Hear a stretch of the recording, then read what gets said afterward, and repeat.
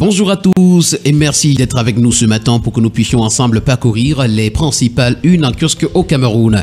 Et nous commençons ce périple ce matin avec le quotidien à Capitaux Public Cameroun Tribune qui a sa grande une s'agissant de la gestion des réfugiés. Nous renseigne qu'on peut faire mieux avec moins.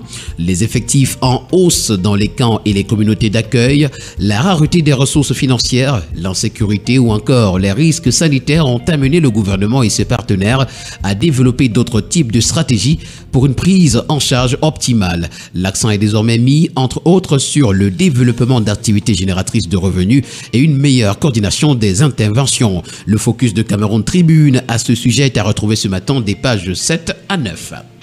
Le quotidien en mutation nous renseigne que durant la journée d'hier, Yaoundé 1er a été sous haute tension. La mort d'un mototaximan et son client, pris en chasse par la police municipale, a créé l'émeute et a paralysé une partie de la capitale. L'information ce matin est à retrouver à la page 5. On en parle également ce matin avec le quotidien Le Messager qui titre « Commune de Yaoundé 1, 2 morts aux portes du palais ». En tentant d'échapper au rançonnage organisé par des agents de la police municipale, les 2 personnes roulant à moto ont perdu la vie hier, écrasées par un camion au quartier Etoudi. Et puis, bassin du lac Tchad, l'éducation au dernier banc. En proie aux attaques des groupes armés, des milliers d'élèves obligés d'abandonner l'école. L'information, vous l'aurez en parcourant les pages 6 et 7. Ce matin, le quotidien L'économie nous présente une enquête à sa grande une. Retrouvons ces petits métiers qui font vivre les jeunes diplômés. Ils s'accrochent tant bien que mal face aux difficultés d'insertion dans la fonction publique et dans les grandes entreprises. L'information est à retrouver à la page 3. Avec le quotidien Infomatin revient sur l'affaire de Yaoundé 1er. Les excès de la police municipale font 2 morts d'après le journal. D'après le commentaire du quotidien Infomatin, le drame de trop perpétré à Yaoundé par des gros bras visiblement sans formation au quartier dit Etoudi. C'était hier 17 avril, a contraint le préfet de la capitale via les maires des arrondissements à mettre fin à l'activité de ses agents sans foi ni loi.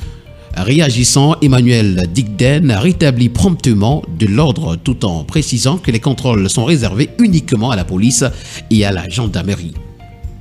Le quotidien Vert Émergence qui parle de listes électorales nous présente une mobilisation tous azimuts pour les inscriptions à sa page 3. Produits pétroliers, une cargaison de 7000 litres présentée à la page 2 et puis aide humanitaire. Le risque qui pèse sur 2,3 millions de personnes au Cameroun en 2024 nous est également présenté. Ces informations ainsi que bien d'autres, mesdames et messieurs, sont à retrouver en parcourant les colonnes du quotidien Vert. Un autre quotidien que nous prenons ce matin, c'est Éco Santé qui parle de l'insalubrité au marché de Dombé à Kribi, la création d'un marché à bétail pour le recasement des vendeurs de poulets. C'est l'information à lire ce matin à la grande une.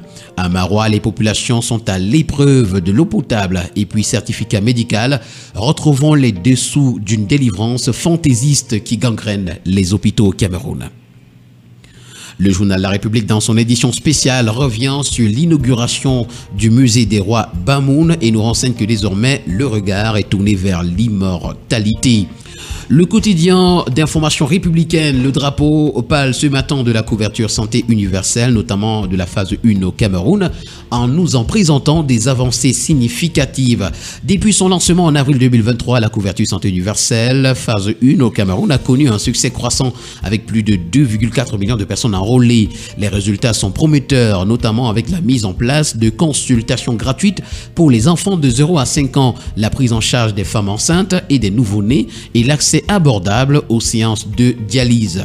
Avec davantage de détails, le quotidien Le Drapeau nous renseigne que c'est plus de 3 millions de personnes pré-enrôlées, plus de 2 millions de personnes enrôlées, plus de 500 000 enfants consultés gratuitement, plus de 300 000 enfants de 0 à 5 ans traités gratuitement du paludisme simple et grave, plus de 300 000 femmes enceintes dont leur consultation prénatale jusqu'à l'accouchement en déboursant uniquement 6 000 francs CFA, plus de 100 000 personnes, plus de 100 000 accouchements déjà réalisés et plus de 1000 personnes sous dialyse font leurs 2 séances de dialyse par semaine en déboursant uniquement 15 000 francs CFA l'année.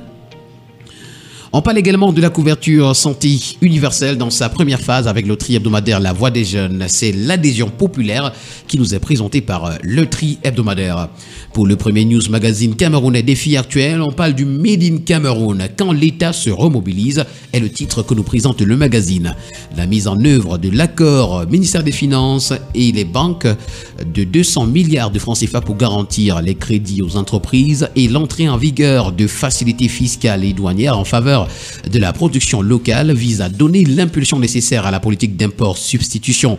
En jeu, réduire le déficit de la balance commerciale, créer des emplois et limiter l'évasion des devises. Le dossier consacré à cette affaire est à retrouver ce matin des pages 4 à 6. Avec le bi-hebdomadaire Le Financier d'Afrique, ce matin on parle de politique monétaire. La BIAC ouvre ses livres aux microfinances et prestataires de mobile money. Ces opérateurs de services de paiement peuvent désormais obtenir des comptes courants et des comptes de règlement à la Banque centrale selon la lettre circulaire du directeur général de l'exploitation du 9 avril 2024. Retrouvez également d'autres informations en parcourant les colonnes du bi-hebdomadaire Le Financier d'Afrique. Nous continuons ce matin avec Cameroun Business Today, le magazine qui parle de transformation de la fibre de coton. Les locaux sont à la traîne, nous renseigne le journal. Retrouvons les études et les experts qui proposent des pistes de relance globale des pages 20 à 21. C'est à retrouver dans les colonnes du magazine Cameroun Business Today. Nous continuons ce matin avec le journal à caractère satirique Le Popoli qui titre à sa grande une « Et tout dit, le poste qui perd ses occupants ». Pour le national, on parle de gouvernance, notamment avec le complexe multisport du CNASS de Tchan, un modèle réussi d'infrastructure sportive. Et nous terminons ce matin avec le quotidien bleu d'Amanmana, le jour qui parle d'énergie. Malgré du barrage, le sud du Cameroun broie du noir. Malgré un investissement de plus de 480 milliards de francs CFA injectés par l'État du Cameroun, les centrales de production de Memveleux et de Mekine sont loin d'avoir couvert les besoins de la population. Plusieurs localités n'ont jamais été connectées au réseau électrique. L'information ce matin est à retrouver en page 3. Football également, Playoff 2024, le jour de vérité c'est aujourd'hui. Et puis visa d'études en France, cette structure camerounaise reconnue illégale. Mesdames et messieurs, voilà qui met en terme à cette sortie de la revue de la presse camerounaise. Merci d'avoir été des nôtres ce matin. Au plaisir de vous retrouver demain pour une nouvelle édition. Surtout, n'oubliez pas qu'acheter un journal, c'est participer à l'édification d'une société libre et transparente dans notre très cher et beau pays, le Cameroun. Bye bye.